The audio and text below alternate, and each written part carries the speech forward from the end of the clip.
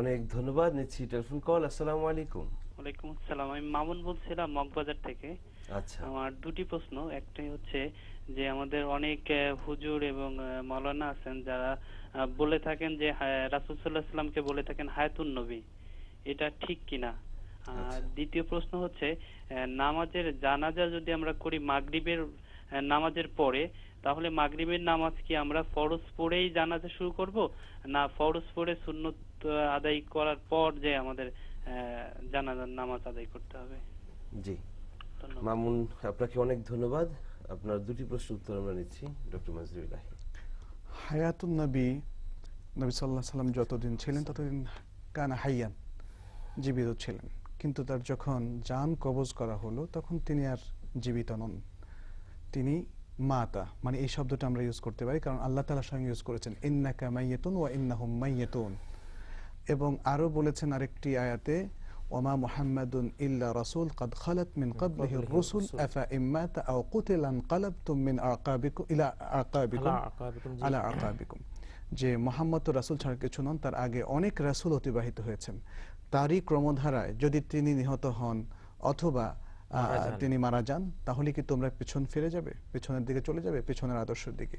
তো সুতরাং এরকম আরো কুল্লু নাফসিন যায়িকাতুল মাউত। বুখারীতে মাউতুন নবী সাল্লাল্লাহু আলাইহি সাল্লামের অধ্যায়ে সাহাবীদের ইজমা মাতান নবিয়্যু সাল্লাল্লাহু আলাইহি এটা সাল্লাম, তো এটা তো আবু বকরের স্ট্যান্ড থেকে বোঝা যায়। জি, জি। যখন ওমর উদ্ভ্রান্তের মতো বলছিলেন যে বলবে মোহাম্মদ মারা গিয়েছেন তাকে আমি হত্যা করব, কল্লা ফেলে দেব, তখন তিনি বললেন এই আয়াতটা বললেন যে আয়াতটা একটু আগে বললেন ওমা মুহাম্মাদুন ইল্লা রাসূল কদ খালাত মিন ক্বাবলিহির রাসূল আফা ইম্মাতা আও কুতিলা ইনকালাবতুম আলা আকাবিকুম। এই আয়াতটা যখন বললেন ওমর বসে গেলেন। তখন তার মনে হলো যেন আয়াতটা বুঝি নতুন করে নাজিল হলো। তিনি হৃদয়ঙ্গম করলেন যে মুহাম্মদ সাল্লাল্লাহু আলাইহি সাল্লাম কাদ বাত, তিনি মারা গিয়েছেন। অতএব রাসূল সাল্লাল্লাহু আলাইহি সাল্লাম মারা গিয়েছেন অর্থাৎ দুনিয়ার জীবন থেকে তিনি বিদায় নিয়েছেন, চির বিদায়। দুনিয়ার জীবনে আর কখনো তিনি ফিরে আসবেন না। তিনি এখন যে জীবনের মধ্যে আছেন এটা হচ্ছে হায়াতুন বারজাখিয়া, হুয়া হাইয়ুন হায়াতান বারজাখিয়া, তিনি হায়াতে বারজাখিয়ার মধ্যে ধন্যবাদ। আছেন। হায়াতুন নবী বলতে মূলত কি বোঝানো হচ্ছে এখানে? এখানে কি রাসূল করিম সাল্লাল্লাহু আলাইহি ওয়াসাল্লাম জীবিত আছেন সেটা বোঝানো হচ্ছে, এখানে নাকি এখানে রাসূল করিম সাল্লাল্লাহু আলাইহি ওয়াসাল্লামের জীবন আদর্শকে বোঝায়, তার জীবনের বর্ণাঢ্য না, এখানে আমরা জানি বিভ্রান্তি আছে। এখানে একটা অস্পষ্টতা তো আছেই। তারপরেও আমরা যখন দেখি একদল লোক বলে শাব্দিক অর্থ করতে গেলে কি আসে? রাসূলুল্লাহ সাল্লাল্লাহু আলাইহি সাল্লামের জীবন, জি।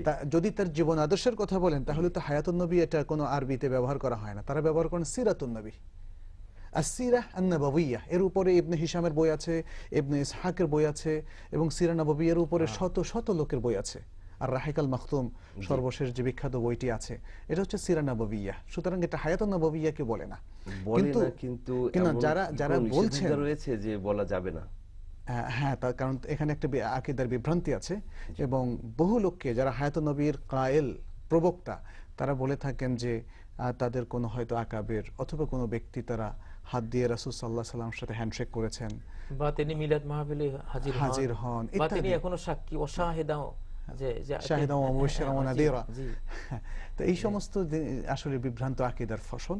হায়াতুন নবী এই শব্দটি এভাবে যদি কেউ ইউজ করেন তাহলে বলতে হবে মানে হায়াতুন নবী আই হায়াতুন বারজাখিয়া, বাস বারজাখি জিন্দেগি, কবরের যে জীবন, অর্থাৎ মৃত্যুর পর থেকে আরম্ভ করে সিংহে ফুৎকারের আগ পর্যন্ত যে জীবন, এটি হচ্ছে হায়াত বারজাখিয়া।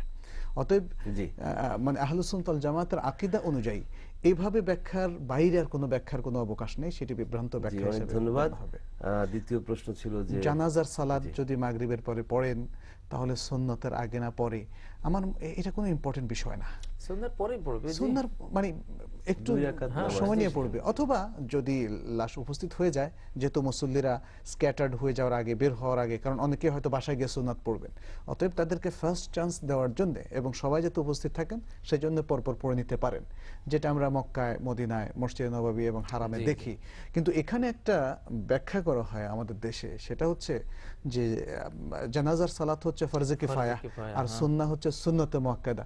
এই যে একটা কন্ট্রাডিকশন তৈরি করা হচ্ছে, কোনো দরকার নাই। নিষ্প্রয়োজন, কারণ জি। জানাজার নামাজ যদি আরো 1 ঘন্টা পরে পড়ে, অসুবিধা কোথায়? কোনো অসুবিধা নেই, জি। একজন লোক মারা গেল, সাথে সাথে তো আর জানাজার নামাজ পড়া হচ্ছে না, গোসল দেওয়া হচ্ছে, একটা টাইমটা তো জি। সেখানে আর জানাজার সময় জানাজা সালাত তো কোনো সুনির্দিষ্ট সময়ের সাথে সম্পৃক্ত না, সম্পৃক্ত নয়। তাহলে অবশ্যই। দুটো বিশাল অপশনই সময়, গ্রহণ করতে বিশাল পারেন। সময় পড়বে, জি। দুটো অপশনই গ্রহণ করতে হ্যাঁ, পারেন। অনেক জি, সময় জি, দেখা যাচ্ছে জি, যে জি। লোকজন উপস্থিত হয়নি, উনি মাগরিবের পরে না এশার পরে চলে গেলেন, এশার পরে না রাত 10টায় চলে গেলেন। অনেক অনেক ধন্যবাদ জনাব মামুন, আশা করছি আপনি আপনার প্রশ্নের বিস্তারিত জবাব পেয়েছেন। যাচ্ছি পরবর্তী কলারের কাছে। আসসালামু আলাইকুম। ওয়ালাইকুম আসসালাম। আসসালামু আলাইকুম ওয়া রাহমাতুল্লাহ। জি দর্শক, আপনার নাম বলুন, প্রশ্ন করুন। আমি মামুন রশিদ, সৌদি আরব থেকে ফোন করছি, রিয়াদ থেকে। আচ্ছা, অনেক ধন্যবাদ, প্রশ্ন করুন। আমার প্রশ্ন হলো যে আমি 2001 বিয়ে করছি, 2001 29 ডিসেম্বর। জি। আমি সৌদি আরব আসছি আজ প্রায় 10 বছর, 10.5 বছর। তো যে কোনো কারণে হোক আমি দেশে যেতে পারি নাই, বহুত আর্থিক সমস্যার কারণে হোক, যে কোনো কারণে হোক দেশে যেতে পারি নাই। জি। এখন আমি হয়তো আগামী 2-3 দিনের ভিতরে আমি দেশে আসতেছি, কিন্তু অনেকে বলে যে স্বামী স্ত্রীর 2 বছর আলাদা থাকলে তালাক হয়ে যায়। এখন আমার স্ত্রী আমাকে কথা বলছে যে অনেক বছর বিদেশ হয়ে গেছে, দুজন আলাদা আলাদা, এখন কি আর আগের বিয়ে ঠিক আছে কিনা, দেশে আসলে নতুন করে বিয়ে করতে হবে আবার দুজনকে। এই মুহূর্তে আমার করণীয় কি? অনেক ধন্যবাদ জনাব মামুন রশিদ। আর একটা প্রশ্ন ছিল, জি। আমরা তো জানতাম কলিমুল্লাহ বলতে হযরত মুসা আলাইহিস সালামকে বলে। মুসা আলাইহিস সালাম সরাসরি আল্লাহর সাথে কথা বলছে। জি। কিন্তু গত কয়েকদিন আগে আমি বাংলাদেশের হাফেজ তোফাজ্জল হোসেনের একটা ওয়াজে শুনলাম যে উনি কারবালার পথ শহীদ একটা ওয়াজের কাছে তিনি বলতেছেন যে আব্দুল কাদের জিলানীও নাকি আল্লাহর সাথে কথা বলতেন সরাসরি। এইটার ব্যাপারে আপনাদের কিছু জানা থাকলে আমাদেরকে বলতে পারেন, আমাদের উপকার হবে। জি, অনেক ধন্যবাদ আপনাকে। উত্তর দিচ্ছেন প্রফেসর ইব্রাহিম। জি, আসলে বিবাহ ভঙ্গের একটাই পদ্ধতি আছে, সেটা হলো তলাক।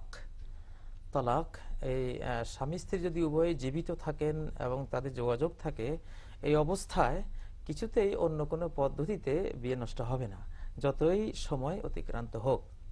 যদিও এটা বিরাট একটা করুণ বা দুঃখজনক বিষয় যে বিয়ের পরে 10টি বছর তারা বিচ্ছিন্ন থাকা, যেখানে শরিয়া 4 মাস, সর্বোচ্চ 4 মাস থাকতে পারে, পরে আসা উচিত। এটি অবশ্যই স্ত্রীর সাথে বোঝাপড়ার মাধ্যমে তারা করেছেন, সেটা আমাদের দেশের অর্থনৈতিক অবস্থা ভালো নয়, সেই সব কারণে এমনটি হয়েছে, পরিস্থিতির শিকার যেটাই হয়েছে। তবে এমনটি হওয়া কিন্তু উচিত নয়। কিন্তু বিয়ে ঠিকই আছে, যেহেতু আপনারা জীবিত আছেন, আপনিও হারিয়ে যাননি। হারিয়ে গেলে 4 বছর মানে অপেক্ষা করে পরে স্ত্রী অন্যত্র বিয়ে করতে পারেন, সেটা তার আছে। কিন্তু যেহেতু সবকিছু ঠিকঠাক আছে, এই জন্য এটা নতুন বিবাহ লাগবে না, কোনো প্রয়োজন নেই, বিবাহ আপনাদের ঠিক আছে, নিশ্চিন্তে দেশে আসতে পারেন এবং স্বাভাবিক দাম্পত্য জীবন যাপন করতে পারেন। জি জি জি জি।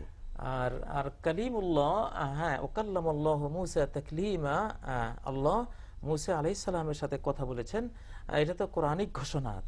তিনি আম্বিয়া কেরামদের মধ্যে কালিমুল্লাহ, যদিও কালাম রাসূলুল্লাহ সাল্লাল্লাহু আলাইহি সাল্লামের সাথে আল্লাহ করেছেন, কিন্তু এই উপাধিটা হলো মুসা আলাইহিস সালামের।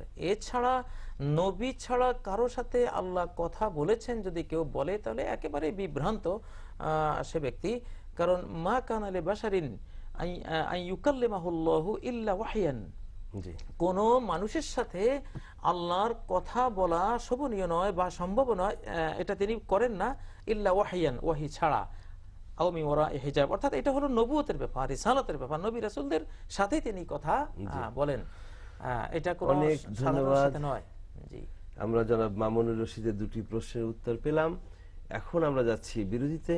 ইনশাআল্লাহ ফিরে আসবো খুবই তাড়াতাড়ি। প্রচুর SMS এবং ইমেইল জমা হয়ে আছে, সেগুলোর উত্তর আমরা জানতে পারবো ছোট্ট একটি বিরতির পর, এবং ফিরে এসে ইনশাআল্লাহ আপনাদের সকলকে আমাদের সাথেই পাবো।